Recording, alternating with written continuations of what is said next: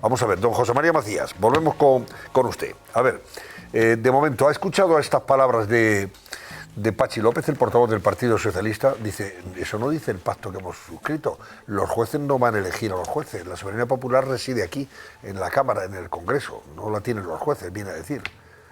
¿Esto es un jarro de agua fría, lo firmado? Bueno, la soberanía popular, la soberanía nacional tampoco reside en el señor Pachi López. O sea que, en fin, él está dando una opinión sobre el papel que ha leído. Yo, la verdad, no sé si es que he leído un papel diferente, porque me ha llegado a través de un colega suyo periodista y, bueno, como no veo la firma debajo, pues no sé si estamos hablando de cosas diferentes. El papel que yo he leído indicaba que por parte del nuevo Consejo se procedería a elaborar una propuesta articulada de reforma de la Ley Orgánica del Poder Judicial, previo a un análisis de sistemas comparados europeos, y que en ese texto articulado se basaría en una serie de principios. El primero era participación directa, dice, de los jueces, el papel que yo he leído. Claro, si es directa, ya sé que esto es una auténtica perogrullada, pero no, o conviene no dejar de ponerla de manifiesto. Si es directa, es que no es indirecta. Vamos, y el sufragio directo implica precisamente que quien tiene la capacidad de participar en el procedimiento de selección no tiene intermediarios. Eso quiere decir directo. Luego, además, en el papel que yo he leído, insisto, se añadía una directriz que debería tener en cuenta el Consejo a la hora de formular su propuesta, que es que la propuesta que se hiciese se adecuaría de la mejor manera posible a los estándares europeos. Y los estándares europeos son los que son. A menos la mitad de los miembros han de ser jueces, eso ya lo cumplimos nosotros, y elegidos por sus pares, eso es lo que dice el estándar europeo. Es verdad que la propuesta que formule el Consejo no será en ningún caso vinculante para el Congreso de los Diputados ni para el Senado, pero vamos, parece derivarse de lo que allí se está expresando un cierto compromiso en caminar por la senda de Europa. Al menos es lo que yo he interpretado. Aquí la duda, José María, sí, no, la duda que hay es, efectivamente, todo lo que se ha publicado sobre el acuerdo es muy razonable, era necesario, decía yo antes, y suena muy bien. Además es un acuerdo que debe satisfacer incluso mucho más al Partido Popular, dadas las intenciones de Sánchez de ir llevar hasta las últimas consecuencias me permite la expresión, asaltar el Tribunal Supremo. Es decir, usted me renueva esto o yo ya por las bravas lo que hago es, en fin, nombrar a aquellos jueces que me interesen y cubrir aquellas vacantes que me interesan del Tribunal Supremo. Dicho lo cual, ¿cree usted que se va a cumplir esto que hoy se ha firmado? Porque la duda es si Sánchez y sus socios, cuando tengan que votar todo esto en el Congreso, lo van a respetar. O se ha dado una patada hacia adelante, hemos llegado a un acuerdo y de aquí a unos meses ya veremos. Yo sí, lo que va a suceder es obvio, no puedo ignorarlo. O sea, lo ignoro por completo. Lo que sí creo es que sería una muy mala noticia que no se cumplieran los términos del acuerdo, porque el acuerdo en sí mismo, que yo he podido examinar, me parece una muy buena noticia. A mí, en lo personal, créame que me supone un tremendo alivio que por fin esta situación se vaya a remediar, y estoy convencido de que lo mismo opina la totalidad de mis compañeros actuales en el Consejo.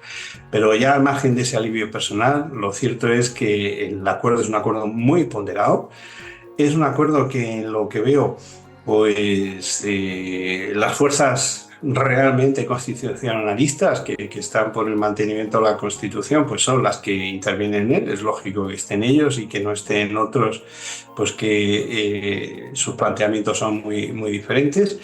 Veo, por otro lado, que no se le ha dado una mayor preponderancia a uno que a otro en términos de sensibilidad ideológica. Veo también, y eso es una estupendísima noticia, que no se han rebasado los límites de la Constitución en cuanto a quién debe nombrar al presidente del Consejo General del Poder Judicial, que debe hacerse sin interferencia política. Créame que eso, que es elemental, aunque esté recogido muy claramente en la Constitución, es novedoso y buena noticia. Y sobre todo, además, se establece un régimen de funcionamiento para todos los nombramientos que tiene que hacer el Consejo de Cargos Judiciales, que va a obligar a mantener un diálogo permanente. Yo tengo esa experiencia en el propio Consejo, en el periodo que pudimos nombrar, los 3 años de 2018 a 2021, en la que periodo en el que ya se aplicaba un régimen de mayorías cualificadas. Eso nos obligó pues a sostener un consenso permanente, un diálogo permanente, y la verdad es que el resultado fue tremendamente fructífero. Los acuerdos que se adoptaban para hacer los nombramientos, si no eran por unanimidad, eran por práctica unanimidad. Los acuerdos son posibles, son beneficiosos, y yo creo que los acuerdos que se hicieron para nombramiento de jueces durante esta época fueron sencillamente inmejorables. Bueno, ya se han acordado, decía, 20 nombres, 20 vocales, 10 nombrado el Partido Socialista, o propone el Partido Socialista, 10 los propone el Partido Popular. ¿Cuándo se van a votar en el Congreso y en el Senado? Se necesitan 3/5, ¿no?, de esa Cámara. Sí. Pero bueno, la mayoría del PP y del PSOE es evidente en ambas cámaras, por tanto, aunque los demás votaran en contra, eso saldría adelante. ¿Cuándo se va a llevar a cabo esa votación? Pues la verdad es que no lo sé. Intuyo que debe de ser muy probablemente, en lo que se refiere al Congreso de los Diputados, el 21 de julio, que es hasta donde sea, hay convocado un pleno, y en el Senado el 23. Salvo que se convocaran plenos extraordinarios, pero no creo que se vaya a echar ninguna carrera, porque tampoco sería necesario. Aparte, hay que cumplir una serie de trámites, porque es necesario pues que se haga, se articule la propuesta de los vocales juristas. Es necesario que estos vocales comparezcan ante las comisiones de nombramientos, y después será cuando se vote en el Pleno. Es intuyo que el proceso puede estar culminado a finales de julio. Y luego, a partir de ese momento, ese nuevo Poder Judicial, ese nuevo Consejo, esos nuevos 20 miembros, son los que tendrán que hacer esa propuesta de reforma del actual sistema de elección del órgano que ellos del que forman parte. Significa que en el momento en que se aprobara eso, ellos tendrían que dejarlo, se supone, ¿no?, para elegir a los nuevos miembros del Poder Judicial. No necesariamente. Ellos hacen la reforma. ¿Y esa reforma no entraría, digamos, en vigor hasta años después, o cómo sería esto? La reforma entraría en vigor inmediatamente que el Congreso de los Diputados y el Senado la aprueben, se convierta en ley, se modifique la ley orgánica. Se puede establecer un plazo de vacatio legis, es decir, de periodo entre que se publica y entra en vigor, pero sería innecesario establecer una vacatio legis prolongada. O sea, no tienen que hacerse el araquiri, ¿no? Por decirlo vulgarmente. Los actuales miembros, al hacer una nueva ley o proponer una nueva ley que pudiera suponer su salida del Consejo General del Poder Judicial, para que se produjeran los nombramientos en función de cómo ellos creen que deben hacerse a partir de ahora. No. Además, son dos cosas diferentes. Sí. Vayamos por partes. Una cosa es el nombramiento de los vocales, que puede ser por un sistema o por otro, y otra cosa diferente es, en el acuerdo que yo he leído, es que los nombramientos que a su vez hacen los vocales de los cargos judiciales tienen que ser por mayorías de 3/5. Sí. Y eso se mantendrá, se tendría que mantener en principio, según ese acuerdo, cualquiera que fuera la fórmula de nombramiento de los vocales. Lo que le aclaro a don Antonio es que este consejo debe ser, entiendo yo, entendido como un consejo de transición hacia un nuevo modelo. Pero este Consejo, forzosamente, su mandato es de 5 años, porque lo dispone así la Constitución. Es imposible que por ley orgánica se pueda reducir la duración del mandato de un Consejo. Son 5 años estaría, y bueno, si son 5 años, entonces haya o no reforma en los términos en los que quiere la Unión Europea. Hombre, el hecho de que se haya llegado a un acuerdo y que el nombramiento de estos vocales esté pactado entre los dos principales partidos parece que puede garantizar cierto, digamos, nivel de independencia del Poder Judicial. Otra cosa es que sea la despolitización que se quiere o no, ¿no? Vamos a ver, el peso de donde la carga de politización puede hacerse más evidente, salvo en algunas cuestiones muy más puntuales, como podrían ser los informes de proyectos normativos y algún otro aspecto, insisto, de carácter puntual. El peso donde recae realmente la carga de politización, donde puede ponerse de manifiesto de una manera plástica, es en el momento en el que el Consejo General del Poder Judicial hace nombramientos de jueces, de presidentes de tribunales superiores, de audiencias provinciales, del Tribunal Supremo. Y ahí sí se mantienen las reglas. Claro, la ley orgánica del Poder Judicial no está grabada en piedra. Se puede modificar después con las mayorías correspondientes. El respeto al compromiso implicaría que esa modificación no se produciría y se mantendría durante todo el periodo de vigencia del Consejo. Y es que al votar con mayorías cualificadas y ser 10-10, incluso aun cuando el presidente pudiera tener una mayor o menor sensibilidad ideológica decantada de un lado o de otro, la mayoría de 3/5 en el Consejo General del Poder Judicial son 13 miembros. Luego, forzosamente, sensibilidades distintas se han de poner de acuerdo. Claro. Si no, no es posible llevar a cabo los nombramientos. Y la primera va a ser con el nombramiento del presidente del Consejo General del Poder Judicial. Insisto, el compromiso al que se ha llegado, tal y como yo lo interpreto, es un compromiso ponderado, tanto por lo que se refiere a esas sensibilidades que se incorporan, como a las reglas de funcionamiento. Y a mi modo de ver, abren una puerta a la esperanza de una modificación del sistema de nombramiento de los vocales, para que una situación como la que hemos vivido estos años, que no es inédita, se había vivido con algún consejo anterior, lo que pasa es que es cierto que no con tantísima crudeza, pero que una situación como esta no se vuelva a repetir.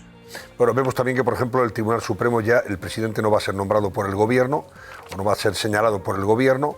A partir de ahora serán los 12 miembros, como mínimo, de los 20 que forman el Consejo General del Poder Judicial, los que designen al presidente del Tribunal Supremo, y además sin candidatos sugeridos por parte de los partidos políticos. Eso es lo que nos han transmitido, que se ha firmado. También el hecho de que, por ejemplo, ya no se pueda ser fiscal general del Estado, no se puede proponer un fiscal general del Estado que haya sido ministro, por ejemplo, como el caso de Dolores Delgado, ¿no? Bueno, se han dado pasos importantes en esa dirección. Ignacio, ¿qué querías preguntarle al señor Macías? Sí, buenas noches, señor Macías. Hablando de esto que usted estaba mencionando, del acuerdo para que las decisiones se tomen por mayoría cualificada de 3/5, entiendo que también los nombramientos de los magistrados de altos tribunales, pero ¿eso dónde está? Quiero decir, eso es un acuerdo que está aquí puesto en el papel, pero eso habrá que transponerlo a la ley orgánica, o habrá que transponerlo a algún reglamento, o queda en un acuerdo de caballeros. Que a mí, cuando se habla de acuerdo de caballeros en política, me acuerdo siempre de Joaquín Garrigues, que decía, ¿hablamos como caballeros o como lo que somos? Entonces, ¿esto cómo se sustancia? ¿Cuál es la cláusula de garantía de que esto se cumple?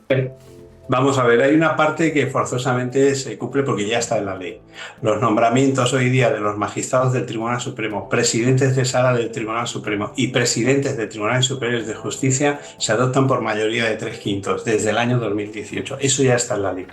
Lo que hace el acuerdo que se ha suscrito es plantear, afirmar que se va a producir una modificación de la ley orgánica del Poder Judicial para ampliar los supuestos en los que es necesaria la mayoría de 3/5, que hoy por hoy se adoptan por mayoría absoluta, no de 3/5, pero por mayoría absoluta, la mitad más uno, que son los presidentes de audiencias provinciales y los presidentes de salas de tribunales superiores de justicia.